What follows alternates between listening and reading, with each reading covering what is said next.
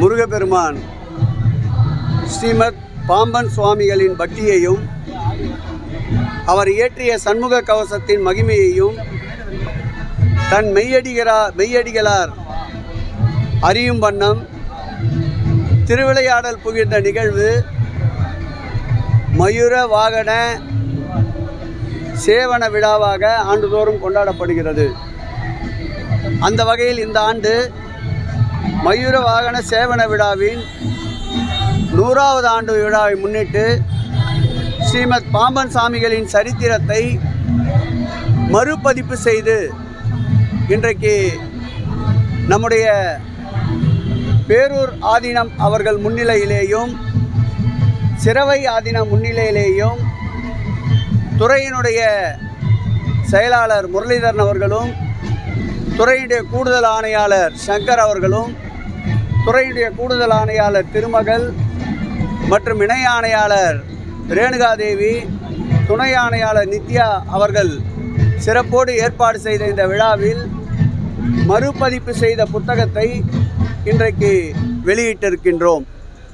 அதோடு இந்த நிகழ்ச்சியில் இன்றைக்கு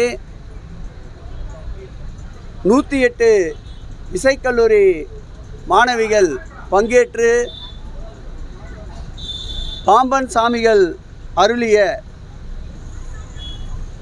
சண்முக கவசத்தை இன்றைக்கு அந்த சண்முக கவசத்திற்கேற்ப நாட்டிய நடனமும் ஏற்பாடு செய்யப்பட்டு இசை மற்றும் கவின்கலை கல்லூரியை சார்ந்த மாணவ மாணவிகள் பங்கேற்கின்ற நிகழ்ச்சியும் நடைபெறுகின்றது.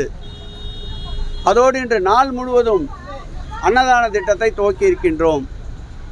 மாலை 5 மணி ஆரம்பித்து சாமிக்கு விசேஷமாக 100ஆம் ஆண்டு விழா என்பதால் அபிஷேக முழுவதுமாக 100 எண்ணிக்கையில் கொண்ட பால் என்றால் 100 லிட்டர், அதேபோல் தயிர் என்றால் 100 லிட்டர், இளநீர் என்றால் 100 என்று அனைத்து அபிஷேக பொருட்களையும் 100 எண்ணிக்கையில் இன்றைக்கு சிறப்பு அபிஷேகம் செய்ய முடிவெடுக்கப்பட்டு அதன் தொடர்ச்சியாக 8 மணி அளவில் மயூர வாகன தேர் உலா வருகின்ற நிகழ்ச்சியும் நடைபெற இருக்கின்றது. இந்த ஆட்சி ஏற்பட்டதிலிருந்து சித்தர்களுக்கு விழா எடுப்பது கமலமுனி சித்தர், சுந்தரானந்தர் சித்தர், பாம்பாட்டி சித்தர்களுக்கு திராவிட முன்னேற்ற கழக ஆட்சி மாண்புமிகு தளபதி தலைமையில் அமைந்த பிறகுதான் விழா எடுக்கப்பட்டிருக்கின்றது. அதேபோல் சேக்கிழார் விழா என்பது 2 நாட்கள் இருந்ததை 3 நாட்களாக விழா கொண்டாடப்படுவது இந்த ஆட்சியில்தான்.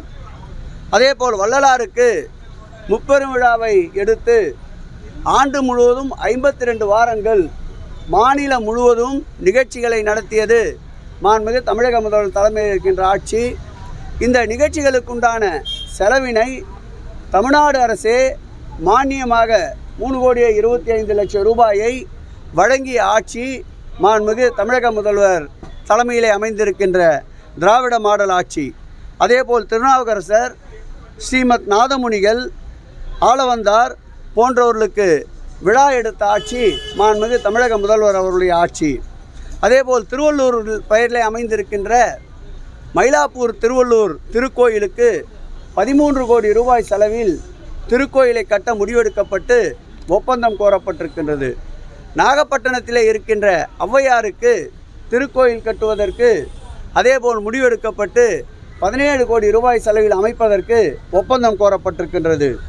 இன்றைய தினம் வரையில் குடமுழுக்குகள் என்று பார்த்தால் இந்த ஆட்சியில் 1224 குடமுழுக்குகள் நடந்திருக்கின்றன. அதேபோல் நில மீட்பு என்று எடுத்துக்கொண்டால் 5557 ரூபாய் பெருமானமுள்ள நிலங்களை இந்த ஆட்சி மீட்டிருக்கின்றது. ஆகவே இந்த ஆட்சியை பொறுத்தளவில் நம்முடைய சித்தர்கள், சான்றோர்கள், ஆன்றோர் பெருமக்களுக்கு விழா எடுத்து சிறப்பு சேர்க்கின்ற ஒரு ஆன்மீக ஆட்சியாக மாண்புமிகு தமிழக முதல்வர் தளபதி அவர்கள் தலைமையில் அமைந்திருக்கின்ற ஆட்சி திகழ்வதால் இன்றைக்கு இந்த பாம்பன் சாமியின் மீது பற்று கொண்டு அவரை பூஜிக்கின்ற அனைத்து பக்தர்களும் இந்த 100ஆம் ஆண்டு நிகழ்ச்சியை இந்து சமய அறநிலையத்துறையின் சார்பில் பெரு விழாவாக கொண்டாடுவதில் பக்தர்களை காணுகின்ற பொழுது மகிழ்ச்சியையும் முதலமைச்சர் அவர்களுக்கு நன்றியையும் தெரிவித்தது எங்களுக்கு மேலும் இது போன்ற நிகழ்ச்சிகளை தொடர்வதற்கு ஊக்கமும் உற்சாகமும் அளிக்கின்றது. சபரிமலையில் வரலாறு காணாத கூட்டம் அதிகரிச்சிருக்கு. இப்போ 14ஆம் தேதி அதிகமாக இந்த பணம்பலமேட்டுக்கு எல்லா இடத்துலையும் இருக்குது. ஸோ கேரளா அரசுக்கு வேறு மாதிரி என்ன மாதிரி அறிவுறுத்தல் கொடுத்துருக்காங்க? ஏற்கனவே நம்முடைய தலைமைச் செயலாளர் அவர்கள் கேரளா தலைமைச் செயலாளருக்கு கடிதம் வாயிலாக கேட்டுக்கொண்டிருக்கின்றார். அதேபோல் மாண்புமிகு முதலமைச்சர் அவர்களும் கேரளா அரசாங்கத்திடம் தமிழகத்திலிருந்து வருகின்ற பக்தர்களுக்கு தேவையான அளவிற்கு வசதிகளையும் பாதுகாப்பு ஏற்பாடுகளையும் சிறப்பாக லெகுவாக தரிசனம் செய்வதற்கும் ஏற்பாடுகளை செய்ய வலியுறுத்தியிருக்கின்றார். துறை சார்ந்த அமைச்சர் என்ற வகையில் மாண்புமிகு முதலமைச்சர் அவர்கள் என்னையும் கேரளாவினுடைய தேவசம் போர்டு அமைச்சர் அவர்களிடத்தில் பேச சொல்லியிருந்தார்.